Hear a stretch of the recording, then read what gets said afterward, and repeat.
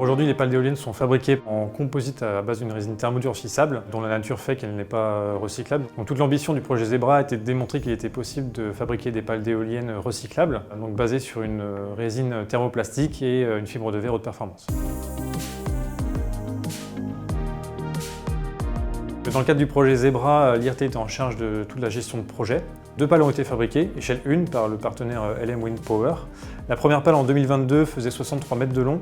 L'idée était de pouvoir valider les matériaux qui étaient mis en œuvre, donc la résine hélium d'Arkema et la fibre de performance Ultra Blade de Owens Corning, et également de pouvoir développer des procédés de recyclage. Cette action a été supportée par notre partenaire Suez qui nous a aidés à découper les pales, à broyer la matière, à trier les différents matériaux. Donc c'est toute cette première pale qui a été complètement broyée et recyclée, dont on a pu récupérer la matière première pour pouvoir ensuite la réaliser dans un cycle circulaire. En 2023, une seconde pale a été fabriquée à 77 mètres de long cette fois-ci. L'objectif était double. Le premier, intégrer un élément fabriqué à partir d'une résine recyclée, donc recyclée via le procédé développé dans le cadre du projet Zebra. Et le second était d'intégrer un élément fabriqué à partir de fibres de carbone et de résine thermoplastique, mais ici avec un souci d'allègement dans la perspective de pouvoir exploiter des pales dans le milieu éolien offshore qui lui exploite des pales qui sont beaucoup plus grandes, souvent plus de 100 mètres de long.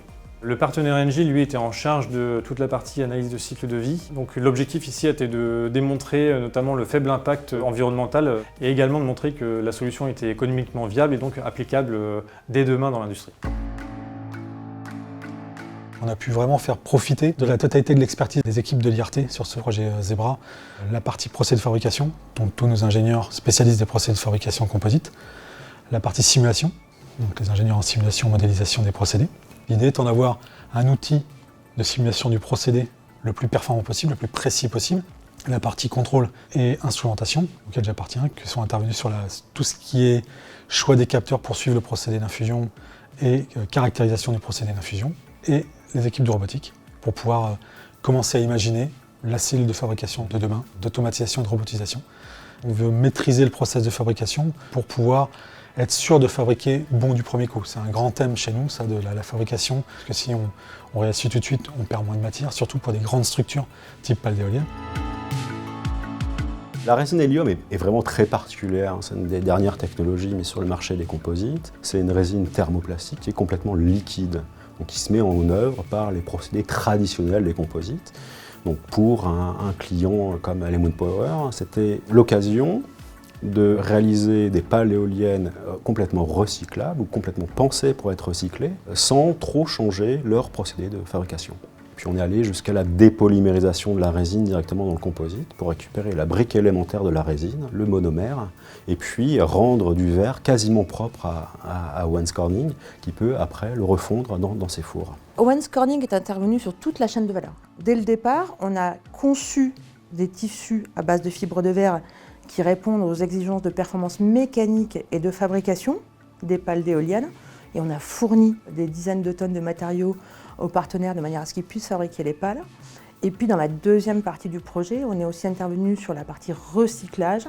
Et nos équipes R&D ont démontré qu'on était capable de refondre la fibre de verre, que ce soit issu des déchets de fabrication de la pale ou du composite en fin de vie. LM Wind Power has announced to produce zero-waste blades by 2030. With the help of the partners in the ZEBRA consortium, we set up demonstrator production lines to produce thermoplastic blades and demonstrated closed-loop circularity. My assessment of the project is quite positive. I'm very happy about the outcome. It's been a long journey. We have had a lot of technical challenges to deal with, but we did overcome with 2 blades that we have manufactured with a great success. C'est la première fois au monde qu'on prouve qu'il est possible de pouvoir recycler complètement une pale d'éolienne à l'échelle 1.